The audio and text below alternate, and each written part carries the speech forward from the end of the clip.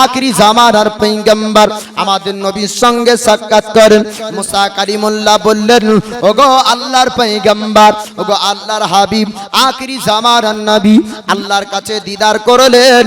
আজকে আল্লাহর সঙ্গে আপনার দিদার হলো, আল্লাহ আপনার উম্মতের জন্য কি দিয়েছে একটু জানিয়ে দিন। আমার নবী বললেন মুসা কালিমুল্লাহকে, ওগো আল্লাহর পয়গম্বর, মহান আল্লাহ পাক আমার উম্মতের জন্য 50 ওয়াক্তের নামাজ দিয়েছে। 50 ওয়াক্তের নামাজ আমার উম্মতের তওবা। মুসা কালিমুল্লাহ বললেন, ওগো আখিরি জামানার পয়গম্বর, ওগো আল্লাহর হাবিব, আপনার উম্মত হবে আখিরি জামানার উম্মত। আপনার উম্মতের জন্য 50 ওয়াক্তের নামাজটা ভারী হয়ে যাবে।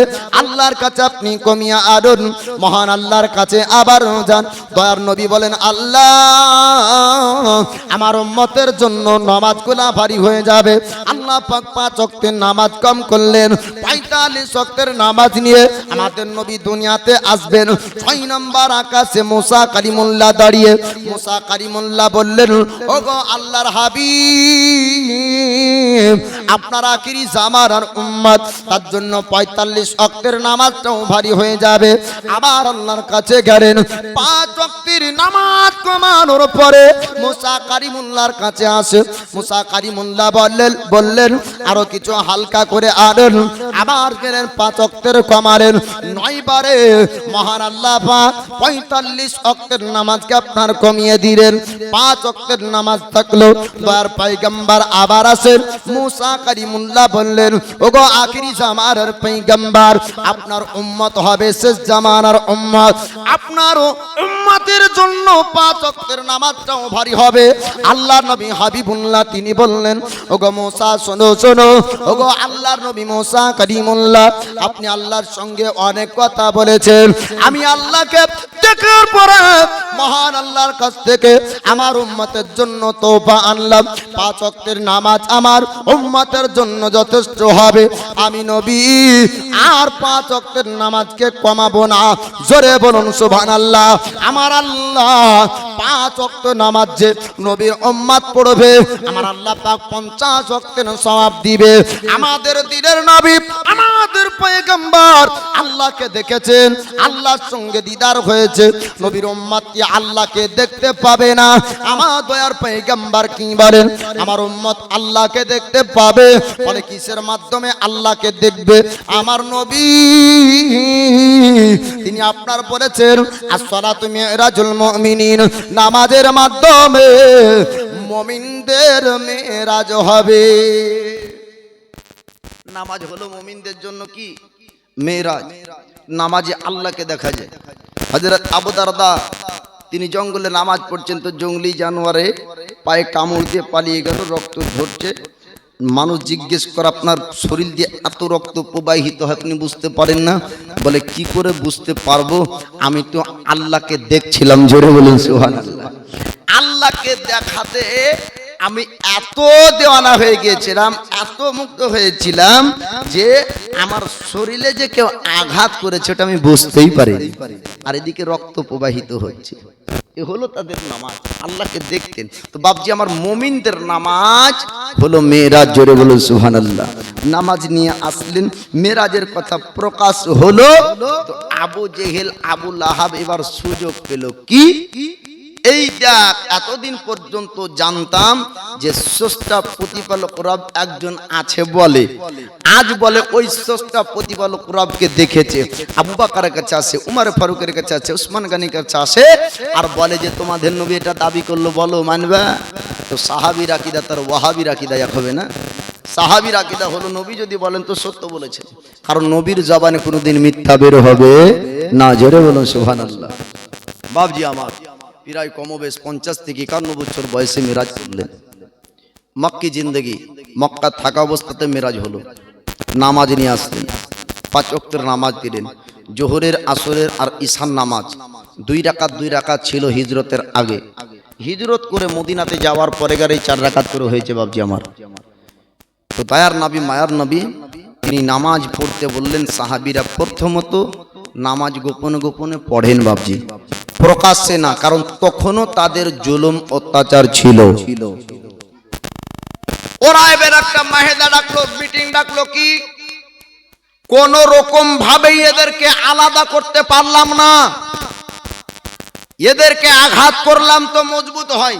জোরে বলবেন না সুবহানাল্লাহ। যত চাবুক তত মজবুত, যত চাবুক তত মজবুত।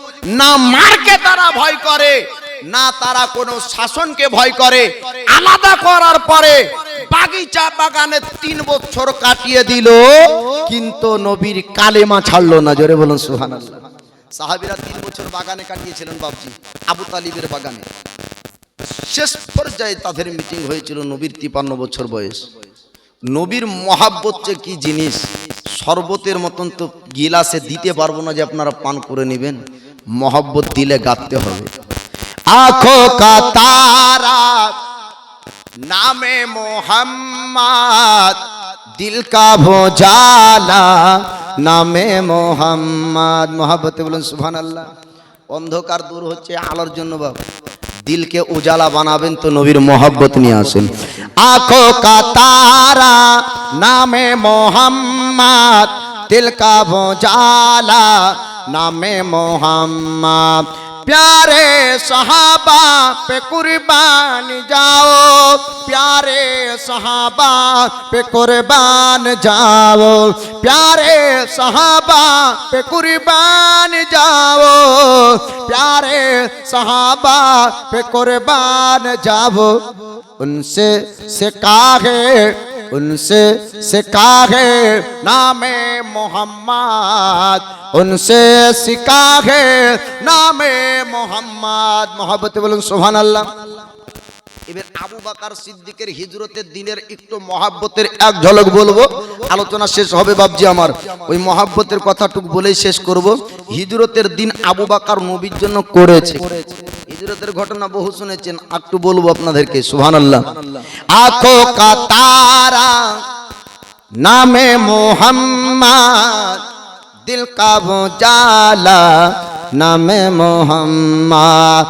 जन्नत के पातों पे अर्शे वुला पर, जन्नत के पातों पे अर्शे वुला पर आदम ने देखा, आदम ने देखा नामे मोहम्मद, हवा ने देखा नामे मोहम्मद। आँखों का तारा नामे मोहम्मद, दिल का उजाला नामे मोहम्मद। सल्लल्लाहु अलैहि वसल्लम, सल्लल्लाहु अलैहि वसल्लम। पूछेगा मौला लाया है क्या क्या, पूछेगा मौला लाया तो क्या क्या। দুনিয়াতে পাঠিয়েছে আল্লাহ, তো কিয়ামতে জিজ্ঞেস করবেন না কি কি এনেছিস বল, বলবে না বলবে না? তো নামাজ নাই, রোজা নাই, হজ নাই, যাকাত নাই, দান নাই, খায়রাত নাই, তো কি নিয়ে যাবেন? নবী প্রেমিকের উত্তর শুনুন। पूछेगा मौला लाया है क्या क्या, पूछेगा मौला लाया है क्या क्या, पूछेगा मौला लाया है क्या क्या, पूछेगा मौला लाया है क्या क्या। मैं ये कहूँगा नामे मोहम्मद, मैं ये कहूँगा नामे मोहम्मद। आँखों का तारा नामे मोहम्मद, दिल का उजाला नामे मोहम्मद। दौलत जो चाहो दोनों जहां की, दौलत जो चाहो दोनों जहां की, दौलत जो चाहो दोनों जहां की, दौलत जो चाहो दोनों जहां की। कर लो अजीफा, कर लो अजीफा, कर लो अजीफा नामे मोहम्मद। आँखों का तारा नामे मोहम्मद, आँखों का तारा नामे मोहम्मद, दिल का उजाला नामे मोहम्मद। দয়ার নবী মায়ার নবীর মেরাজ হলো, মুক্তাসার করে একটু অকিয়া বলি। যখন 53 বছর দয়ার নবীর বয়স মক্কার জমিনে, জালিমদের জুলুম যত রকম ছিল, শেষ পর্যায়ে তাদের সিদ্ধান্ত হলো এই, শুনেছি মদিনাতে যাবার মুহূর্ত চলে এসছে, বলা বলি করে এক কান দোকান হয় যে মদিনাবাসীরা তারা এসে নবীর হাতে হাত রেখে কালিমা পড়ে মুসলমান হয়। তো দয়ার নবী মায়ার নবী বলেন, ওগো মদিনাবাসী, এই মক্কাতে জালিমদের জুলুম অত্যাচার হয় সাহাবীদের ওপরে, তোমাদের ভাই যখন তোমাদের কাছে যাবে তখন তাদেরকে তোমরা জায়গা দিও। মদিনাবাসীরা দেওয়ানায় রসুল কান্নায় ভেঙে পড়লেন, ইয়া রাসূলুল্লাহ, আমরা দেখি আপনার ওপরে উটের পচা লাড়ি ভুড়ি পিঠে চাপিয়ে দেয়, ইয়া রাসূলুল্লাহ, এই মক্কার জমিন ছেড়ে আপনি মদিনাতে চলুন, পুরো মদিনাবাসীরা আপনাকে ভালোবেসে সম্মানের জায়গায় রাখবে। আল্লাহ নবী হাবিবুল্লাহ আল্লাহর পয়গম্বর বললেন, ও মদিনার মানুষেরা তোমরা শোনো শোনো, মক্কা থেকে যখন তোমাদের কাছে মদিনাতে তোমাদের ভাইরা যাবে তাদেরকে তোমরা আশ্রয় দিবে। মুহাজিরিন আনসারী ইয়া কবরের মধ্যে আপনার ভাই ভাই আল্লাহর নবী হাবিবুল্লাহ এমন কথা আপনার বললেন। মদিনার মানুষ বলে, হুজুর আপনি কি মদিনায় যাবেন না? আমার নবী বললেন, ও মদিনার মানুষ তোমরা শোনো, আমার আল্লাহ পাক আমাকে মক্কার জমিনে পাঠিয়েছেন, যতদিন আল্লাহর হুকুম হবে আমি মদিনাতে যেতে পারবো না। আমার আল্লাহর হুকুমে মক্কায় এসেছি, আমার আল্লাহ পাক হুকুম করবে আমি মদিনাতে হিজরত করব। কিছুদিন যেতে না যেতে আল্লাহর মালায়েকা জিবরিল আমিন আসলেন, আসার পরে বলে, হুজুর আপনাকে মক্কার জমিন থেকে অল্প দিনের মধ্যে মদিনায় হিজরত করে যেতে হবে। বাবা শুনুন শুনুন, এই কথা বলার পরে এক নয় দুই নয় বাবা 4 মাস কেটে গেল। 4 মাস আপনার পরে হিজরতের হুকুম হয়েছিল। আল্লাহর নবী হাবিবুল্লাহ যখন জিবরিলের কাছ থেকে এমন কথা শুনলেন, নবী সাহাবীদেরকে ডাক দিলেন, ও আমার সাহাবী তোমরা শোনো, জালিমদের জুলুম বেড়েছে, অত্যাচারীদের অত্যাচার বেড়েছে, আর মক্কায় থাকতে হবে না, ইয়াসরাব চলে যাও। মদিনায় তোমার বন্ধুরা আছে, তোমাদের ভাইয়েরা আছে, ওই জায়গাতে চলে যাও। সাহাবী রাসূল আস্তে আস্তে মদিনাতে আপনার যেতে শুরু করলেন। আমার নবী বললেন, আমি যখন হিজরত করব আমার সঙ্গে থাকবে আবু বকর আর হযরত আলীকে থাকার জন্য বললেন। আল্লাহর নবী হাবিবুল্লাহ 4 মাস যখন কেটে গেল, মক্কার জালিমেরা একটা মিটিং তারা ডাকলো। আবু লাহাব, আবু জেহেল, উমাইয়া বিন খাল সমস্ত ব্যক্তিরা, সমস্ত খানদারের সর্দারেরা, ইহুদি নাসারা ব্যক্তিরা সবাই মিটিং করে বলল, আজ মুহাম্মদকে বাড়িতে জানে মারতে হবে। আজ মুহাম্মদকে যদি না মারি, মদিনায় যদি চলে যায় আর মদিনার মানুষ মুসলমান হবে, আর মদিনাতে যদি সবাই মুসলমান হয়ে যায়, মক্কার উপর হামলা করবে। আর মক্কার উপর যদি তারা হামলা করে, পুরো মক্কা তাদের ক্ষমতায় চলে যাবে। এই রকম তাদের ভয় ঢুকলো। তাই মক্কাবাসী বলল, না না, মুহাম্মদকে আমরা মদিনায় যেতে দেব না। এমন করে তারা মিটিং করে। আমার আল্লাহ পাক রাত্রি বেলায় জিবরিল আলাইহিস সালামকে পাঠিয়ে দেয়। জিবরিল আমিন আসার পরে বললেন, হুজুর, ইয়া রাসূলুল্লাহ, ইয়া হাবিবাল্লাহ, ওগো আল্লাহর পয়গম্বর, আপনাকে আজকে রাত্রি বেলাতে হিজরত করে মদিনায় যেতে হবে। দয়ার নবী মায়ার নবী আবু বকরের বাড়ি গেলেন। যাবার পর দরজায় আওয়াজ দেয়, আবু বকর সিদ্দিক এক ডাকে সাড়া দিলেন। আমার নবী জিজ্ঞেস করেন, আবু বকর রাত্রি বেলাতে কি তুমি ঘুমাওনি? আবু বকর বলেন, হুজুর গো, রাত্রি বেলায় আমি ঘুমাইনি।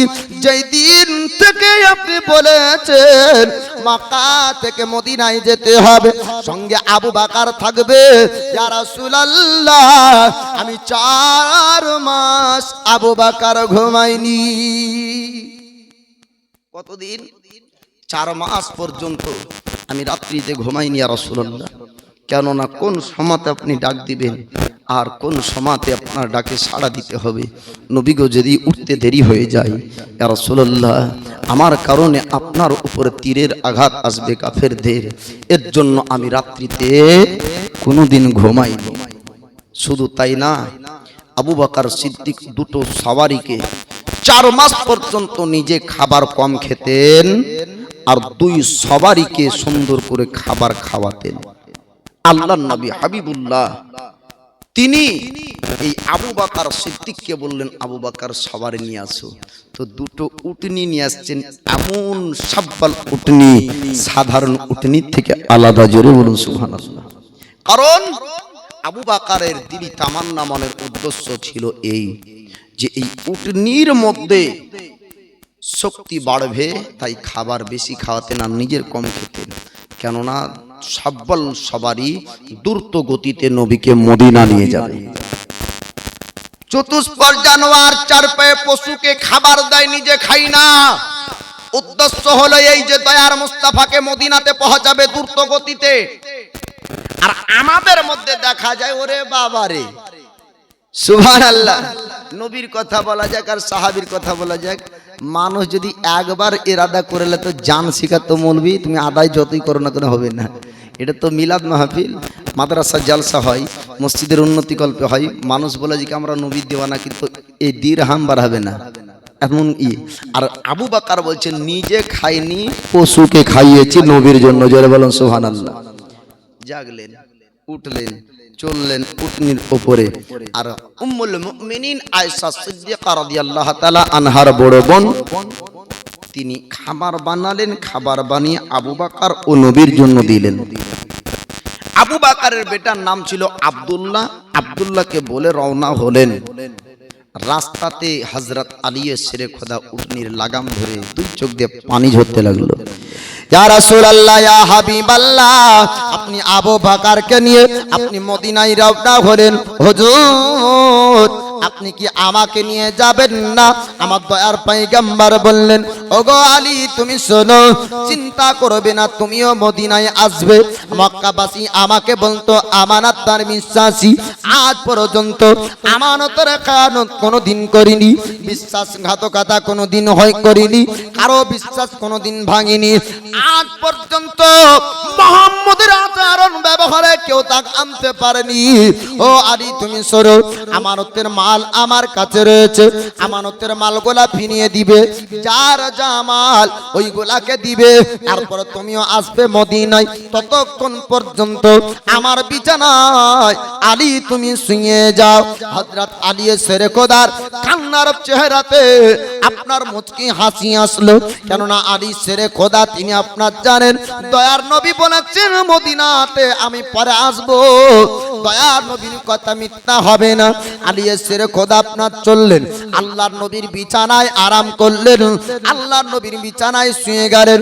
সংক্ষিপ্ত মুক্তাসার করে বলি বাবা, আমার দয়ার নবী আপনার পবিত্র কাবা, ওই কাবার তওয়াফ করলেন, কাবা যে আপনার জিয়ারত করলেন।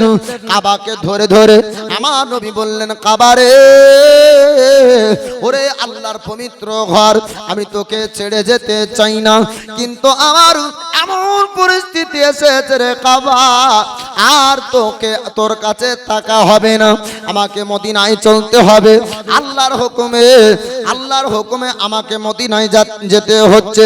ওরে কাবা, তোকে আমি সুন্দর করে বানিয়ে মেরামত করেছিলাম।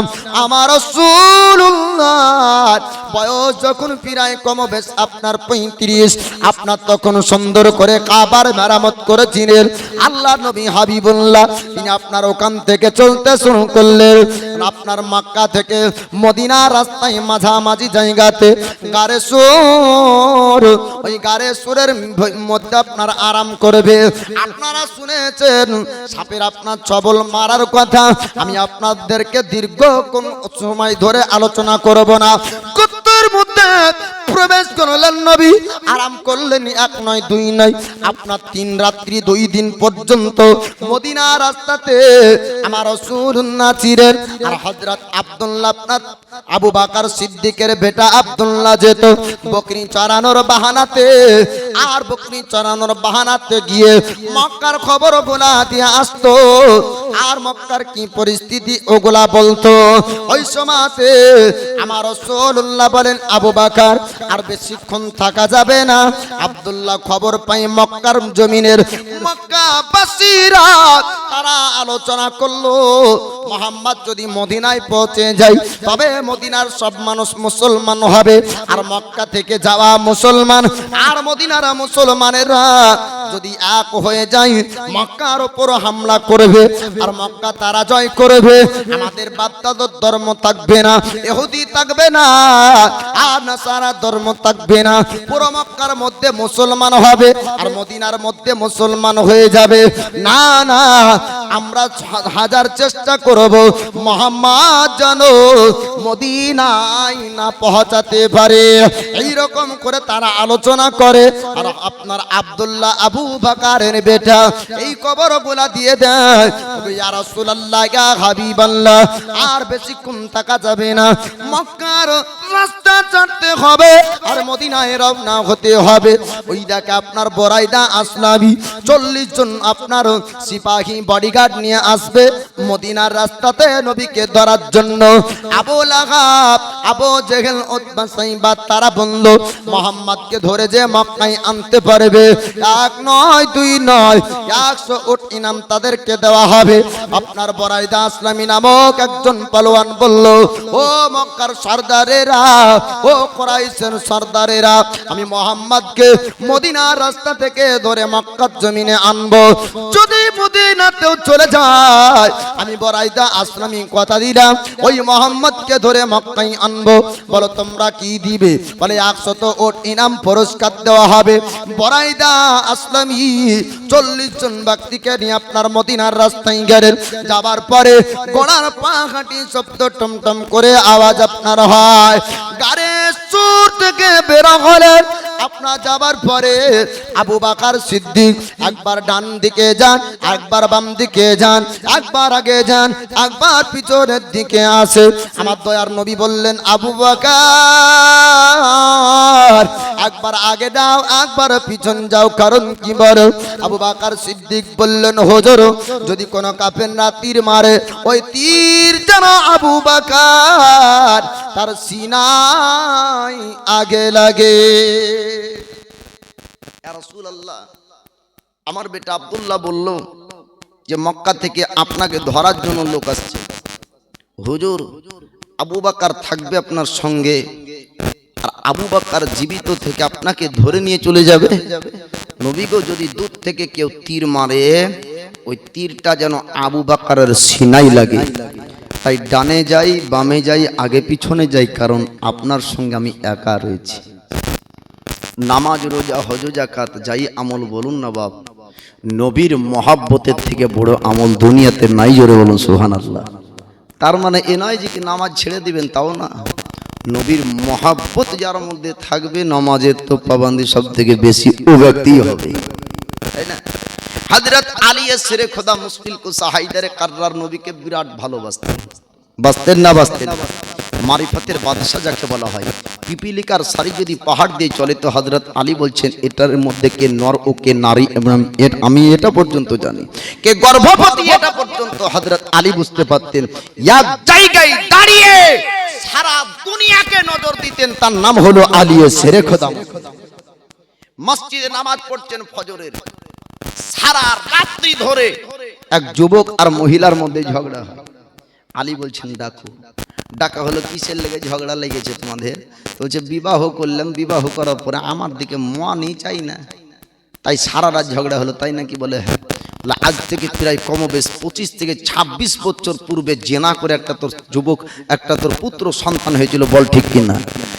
আল্লাহর বান্দির চোখ দাঁড়িয়ে গেল, কি করে জানলেন এত গোপন খবর? দুনিয়ার কেউ জানে না, বল এটা সত্য কিনা? তো তো মহিলা বলছে হুজুর সত্য, আপনি জানলেন কি করে? জানলাম কি করে সেটা পরে শুনবি। বল ওই ছেলেটাকে পাহাড়ের উপরে ফেলে এসেছিলি কিনা? বলে হ্যাঁ সত্য। বলে যখন পাহাড়ের কাছে রেখে আসলি, তুই বাড়ির দিকে যাবি, পিছনে তাকিয়ে দেখলি কুত্তার দল, কুকুরগুলা যাচ্ছিল তোর ছেলের দিকে। মনে চিন্তা করলি হয়তো খেয়ে ফেলবে, একটা পাথর উঠিয়ে মেরেছিলি কুকুরকে মারার জন্য, ঠিক না ভুল? বুঝে হ্যাঁ ঠিক। পাথরটা কুকুরকে লাগলো না, বাচ্চার পেছানিতে লেগেছিল, ভুল ঠিক কিনা? বলে হ্যাঁ ঠিক। কি করে জানলেন? এই দাঁড়া, কি করে জানলাম পরে হবে। বলো ওখান থেকে তুই বাড়ি গেলি না, তোর ঘৃণা আসলো, রাগ হলো তোর আব্বার উপরে, বাড়ি না গিয়ে অন্য একটা পরদেশ গ্রামে গিয়েছিলি? বল। বলে হ্যাঁ সত্য।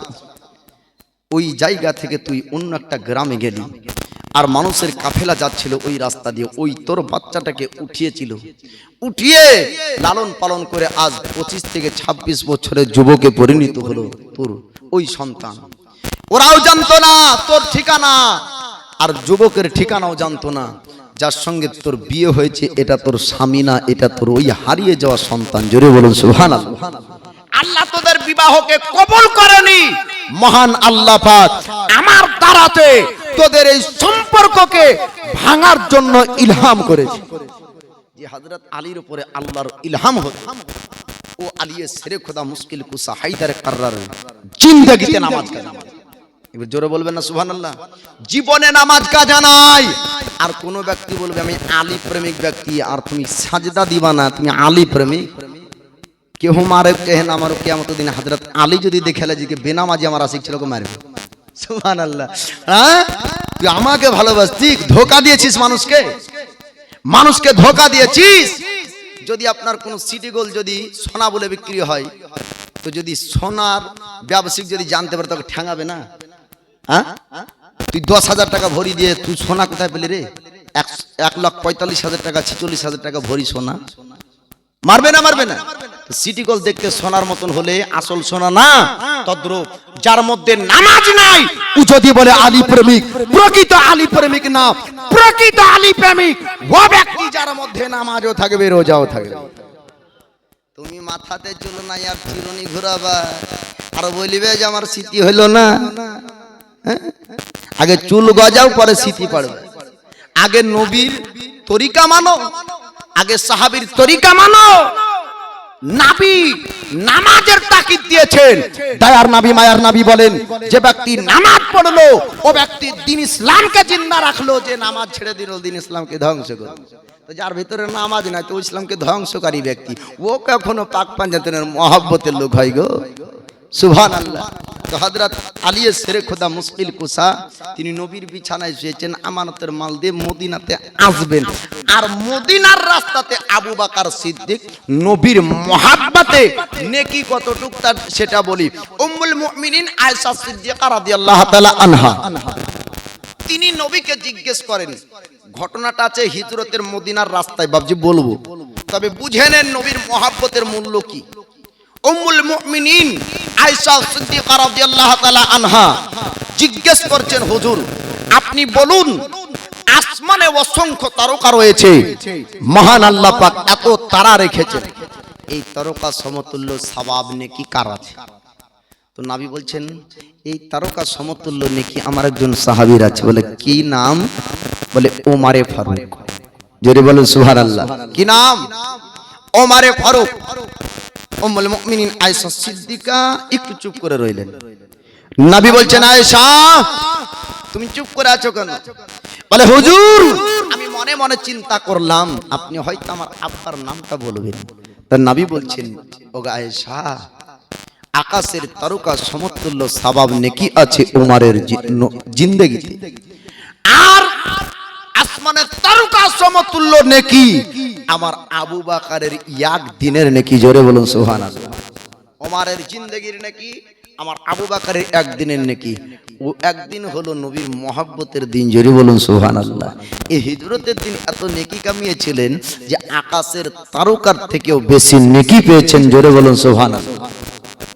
এ আবু বকর বলছেন, হুজুর আমি থাকতে তীর লাগবে আপনাকে না, না আগে লাগবে না পিছে লাগবে, তার জন্য আমি একা মানুষ কি করব? দুজন থাকলে একজনকে পিছনে দিতাম, একজন সামনে থাকতাম। একা যেহেতু একবার ডানে যায়, একবার বামে যায়, একবার আগে যায়, একবার পিছনে আসি। আল্লাহ নবী হাবিবুল্লাহ আল্লাহর পয়গম্বর তিনি আপনার বললেন, আবু বকর আগে পিছে করতে হবে না, তুমি ঠিক মতন ভাবে চলো, চিন্তা করো না। আমার আল্লাহ পাক আল্লাহ তাআলা নবীকে আপনার গায়বের ক্ষমতা দান করেছেন। আমাদের খবর রাসূলুল্লাহ জানতেন, বুরাইদা আসলামীর অন্তরের খবর আমার নবী পাক আপনার জানেন। টমটম করে আওয়াজ দিয়ে ঘোড়ার পাহাটিন শব্দ নবী পর্যন্ত আপনার বুরাইদা আসলামী আসলো। সামনে উঠনির সামনে ঘোড়া দাঁড়িয়ে যায়। বুরাইদা আসলামী বলে, ও গো আখিরি জামানার পয়গম্বর, আপনি মদিনাতে রওনা হয়েছেন, একটু আপনার উটনি থামিয়ে দেন, আপনার সঙ্গে কথা বলবো। আপনার উটনি থামানো হলো। আবু বকর থেমে গেলেন। বুরাইদা আসলামী বলে, গো আখিরি জামানার পয়গম্বর, ও গো শেষ জামানার নবী, আপনার জব্বা মোবারক খুলতে হবে, আপনার লেবাস খুলতে হবে। আমি বুরাইদা আসলামী আপনার লেবাসটাকে একটু আপনার পিঠ একটু দেখতে চাই। আল্লাহ নবী হাবিবুল্লাহ তিনি জব্বা মোবারক খুললেন, খেলকা মোবারক খুললেন। পিঠ মোবারক দেখার পর বুরাইদা আসলামী বলে, হুজুর আমি শুনেছি আখিরি জামানার পয়গম্বর শেষ জামানার নবী যিনি হবেন, যিনি আল্লাহর হাবিব হয়ে পৃথিবীর জমিনে আসবেন, তিনার পিঠে থাকবে মোহরের নবুয়তের চিহ্ন। জোরে বলুন সুবহানাল্লাহ। ইয়া রাসূলুল্লাহ, ইয়া হাবিবাল্লাহ, ওগো আল্লাহর পয়গম্বর, আপনার পিঠে মোহরের নবুয়তের চিহ্ন দেখার পরে বুঝলাম আপনি হলেন আখিরি জামানার নবী। ইয়া রাসূলুল্লাহ, দেখার পরে বুঝেছি আপনি হলেন শেষ জামানার নবী। হুজুর এটাই দেখার বাকি ছিল, দিলি তাবান্না মনের উদ্দেশ্য, যদি আল্লাহর হাবিব পেয়ে যাই তো কালমা পড়ে মুসলমান হয়ে যাব। জোরে বলুন সুবহানাল্লাহ। 100 উটের দরকার নাই, ইয়া রাসূলুল্লাহ কালিমা পড়ে আমাকে মুসলমান বানান। আখিরি জামানার পয়গম্বর আল্লাহর হাবিবকে পাওয়ার পরে এবার কালমা পড়ে আপনার মুসলমান হয়ে গেলেন। এবার একজন ব্যক্তি যখন মুসলমান হয়, সরদার মুসলমান যখন হয়ে গেল, 40 জন ব্যক্তি তারা বলল, হুজুর বুরাইদা আসলামী আমাদের সরদার, আমাদের লিডার যেহেতু মুসলমান হয়েছে, ইয়া রাসূলুল্লাহ আপনি হলেন আখিরি জামানার পয়গম্বর, শেষ জামানার নবী, সঠিক দিনের আপনি দিনের শিক্ষা দিয়েছেন, এক আল্লাহর কথা বলেছেন, এক আল্লাহর ইবাদত করার জন্য আপনি হুকুম করেছেন।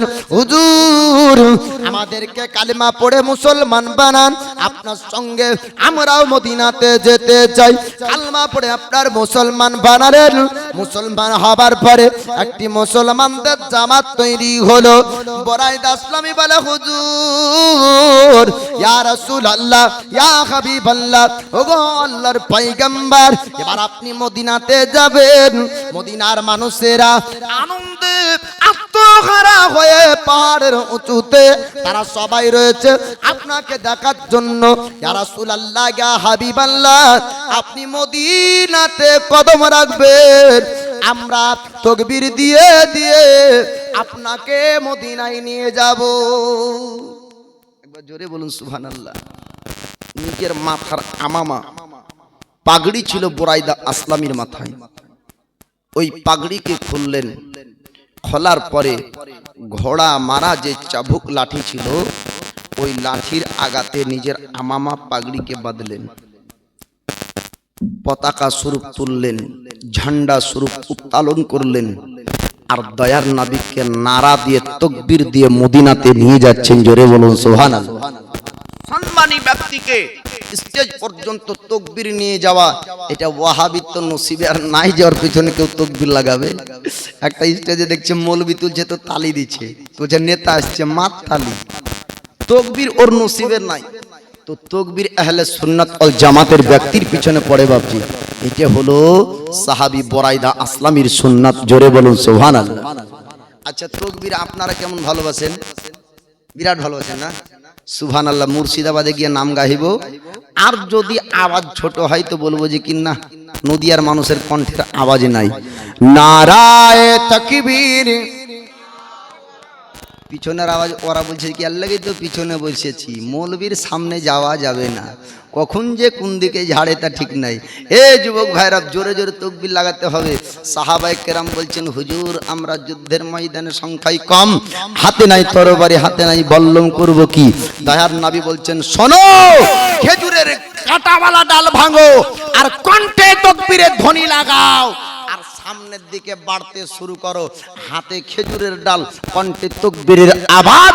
কাফেররা বলছে ময়দান ছাড়, কারণ তকবীরের আওয়াজ যদি এমন হয় ময়দানে নামলে ছাড়বে না। ময়দান ছেড়ে দিল খেজুরের ডালে আর কণ্ঠের তকবীরের আওয়াজে, যুদ্ধে জয় হয়ে গেল। আর আপনাদের যা আওয়াজ, তো পিছন থেকে যদি দুজন আসে বলে সাটিয়ে মাইরে দেয় তো কিছু বলবে না, এদের তো আওয়াজই বের হয় না, তো উঠে পালাবে কি করে? সুবহানাল্লাহ, একটু জোরে তাকবীর লাগাবেন। নারায়ে তাকবীর, আল্লাহু আকবার, নারায়ে রিসালাত, নারায়ে রিসালাত, সিদ্দিক, ফারুক, উসমান, হায়দার, চারজন সাহাবা সব থেকে বেহতার। সিদ্দিক, ফারুক, উসমান, হায়দার, চারজন সাহাবা সব থেকে বেহতার, কারণ তাদের দিলে আছে আল্লাহর পয়গম্বর, কারণ তাদের দিলে আছে আল্লাহর পয়গম্বর। নারায়ে তাকবীর, নারায়ে রিসালাত, দেখা দাও ও গো নবীজি, দেখা দাও ও গো নবীজি, তোমারও দিদারের আশায় আমরা আছি। দু চোখ জোড়ে, দু চোখ জোড়ে দেখবো পয়গম্বর। নারায়ে তাকবীর, নারায়ে রিসালাত, ইয়া রাসূলুল্লাহ, লাগবে লাগুক তীর তলোয়ারের আঘাত, তারপর থাকবে নবীজির রিসালাত। বলেন ইনশাআল্লাহ। লাগবে লাগুক তীর তলোয়ারের আঘাত, তারপর থাকবে নবীজির রিসালাত। লড়বো মরবো, লড়বো মরবো, বলবো পয়গম্বর। নারায়ে তাকবীর, নারায়ে রিসালাত, ইয়া রাসূলুল্লাহ, নারায়ে তাকবীর, আল্লাহু আকবার, নারায়ে রিসালাত। জলসা জুলুস করব বারে বার, দুরুদ সালাম পড়বো হাজার বার। জলসা জুলুস করব বারে বার, দুরুদ সালাম পড়বো হাজার বার। জ্বলবে জ্বলক, জ্বলবে জ্বলক উহাবীরা বারবার। নারায়ে তাকবীর, নারায়ে রিসালাত, ইয়া রাসূলুল্লাহ, দেখা দাও ও গো নবীজি, দেখা দাও ও গো নবীজি, তোমারও দিদারের আশায় আমরা আছি। দু চোখ জোড়ে, দু চোখ জোড়ে দেখবো পয়গম্বর। নারায়ে তাকবীর, আল্লাহু আকবার, নারায়ে তাকবীর, আল্লাহু আকবার, নারায়ে রিসালাত, ইয়া রাসূলুল্লাহ। তো আবু বকর সিদ্দিক, বরাইদা আসলামী সঙ্গে 40 জন ব্যক্তি ঝান্ডা আমামা পাগড়িকে খুললেন, খুলে তকবীর দিয়ে মদিনাতে নিয়ে যাচ্ছে। সাহাবীদেরকে পিপাসা লেগেছেন, খাবারের প্রয়োজন। জিজ্ঞেস করেন, হুজুর খাবার খেতে হবে, পিপাসা মিটাতে হবে। বলে কোথায় খাবার পাবে দেখো। তো দেখতে দেখতে চললেন, যাওয়ার পরে দেখা যায় উম্মে মাবিদের ঘরে একটা ছাউনিতে খাবার বিক্রি করতেন মদিনার রাস্তায়। ওখানে যাবার পরে দেখছেন খাবার নাই, শেষ। উম্মে মাবিদ বলছেন, খাবার তো আমার কাছে নাই, কি দিব? তার নবী লক্ষ্য করে দেখলেন বকরি ছাগলের একটি দল দেখা যায়। হিজরতের মদিনার রাস্তার একটি নবীর অলৌকিক মুজিজা ক্ষমতার কথা বলিবা। আবু বকর বকর সিদ্দিকের মধ্যে ছিল নবীর মহব্বত তো শুনলেন। গারে সুরে আবু বকর সিদ্দিককে ছবল মারলো তো নবীর লালা মুবারক লাগিয়ে দিলেন তো বিষ পানি হয়েছিল শুনেছেন। উম্মে মাবিদের কাছে খাবার নাই, নবী দেখছেন বকরি ছাগলের তল। নবী বলছেন তোমার বকরির কাছ থেকে কি কিছু দুধ পাওয়া যাবে? উম্মে মাবিদ বলছেন না, যে বকরিতে দুধ দেয় তার বাচ্চারই পেট ভরে না, আপনাকে কি করে দিব? নবী বলছেন একটি বকরি দেখা যায়, একটি ছাগি দেখা যায় যার পিছনে কোনো বাচ্চা নাই, ওর কাছ থেকে যদি নিই তো বলে ওটা তো বাঝা। বাঝা বুঝে? বাচ্চা দেয় না তো বাঝা বকরিতে তো বাচ্চাই দেয় না, তো দুধ দিবে কি করে?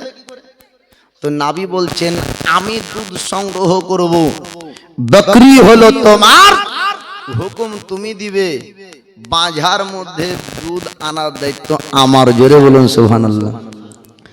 আল্লাহ নবী হাবিবুল্লাহ আল্লাহর পয়গম্বর কিনার নিকটে মহান আল্লাহ পাক কত ক্ষমতা আপনার দান করেছিলেন। আল্লাহ পাক নবীকে অনেক অলৌকিক ক্ষমতা দিয়েছিলেন, নবীর মধ্যে আপনার ছিল মুজিজা, অনেক ক্ষমতা আল্লাহ পাক দিয়েছেন। আল্লাহ নবী হাবিবুল্লাহ তিনি আপনার বললেন উম্মে মাবিদ রে, আমি তোর মধ্যে তোর বকরির একটি দল দেখতে পাই, ওই বকরির কাছ থেকে একটা বকরির যদি আমাকে দুধ দিস পিপাসাটা নিবারণ হয়ে যাবে, ভোগ ক্ষুধার্ত দূর হয়ে যাবে। উম্মে মাবিদ বলল না না, আমার বকরিতে যে টুকুই দুধ দেয় তার বাচ্চার পেট ভরে না, তার কাছ থেকে আমি দুধ দিতে পারবো না। আমার রাসূলুল্লাহ বললেন উম্মে মাবিদ শোন, আমি তোর অনেকগুলা বকরি দেখলাম, অনেকগুলা ছাগল ছাগি দেখেছি, একটা বকরির কোনো বাচ্চা নাই। সব রকম দেখলাম তো একটার বাচ্চা নাই। উম্মে মাবিদ বলল ও অপরিচিত ব্যক্তি, আপনি শুনুন শুনুন, এই ছাগলটা কোনোদিন বাচ্চা দেয় না, এই ছাগিটা একটি বাজা ছাগি, এ তো কোনোদিন বাচ্চা দেয় না, আর তার কাছ থেকে দুধ কেমন করে পাবেন? আমার দয়ার পয়গম্বর বললেন উম্মে মাবিদ শোন, তোর বকরির কাছ থেকে আমি মুহাম্মদ দুধ সংগ্রহ করব, অনুমতি যদি তুই দিস ওই বকরির কাছ থেকে আমি দুধ সংগ্রহ করতে পারবো, অনুমতি তুই দিবি, দুধ আনার দায়িত্ব হবে আমার। জগতের মানুষ তারা জানে বাজা বাজিরা আপনার বাজা ছাগল দুধ দিতে পারে না, বাজে আপনার বকরি দুধ দিতে পারে না। আল্লাহর নবী হাবিবুল্লাহ তিনি আপনার তার কাছ থেকে দুধ সংগ্রহ করবে।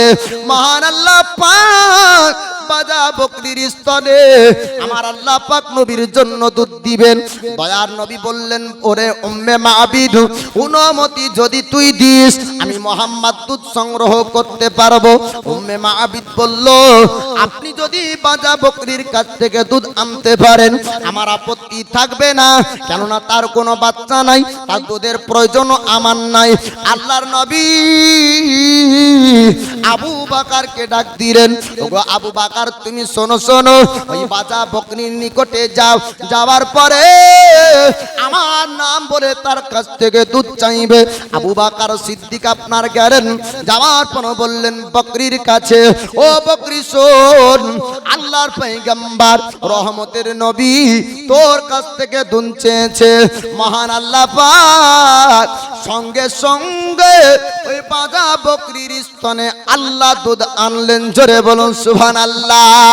আবু বকর সিদ্দিক ওখান থেকে আপনার দুধ সংগ্রহ করলেন, আর ওই দুধ আনার পরে দয়ার নবী পান করলেন, আবু বকর তিনি পান করলেন, উম্মে মাবিদ পান করলো, আর বাকি সবাই পান করলো, তবুও দুধের মধ্যে কোনো কমতি আসলো না। তো মহব্বতে বলুন সুবহানাল্লাহ। বাঁঝা বকরি উম্মে মাবিদের ঘরে দুধ আনলেন দয়ার মুস্তাফা, ওই দুধ পান করলেন সকলে, তারপরেও ওই দুধের মধ্যে কোনো কমতি হলো না। আল্লাহর নবী হাবিবুল্লাহ তিনি মক্কা থেকে মদিনার রাস্তা উম্মে মাবিদের ঘর থেকে পার করলেন, উটনি চলছে দ্রুত গতি।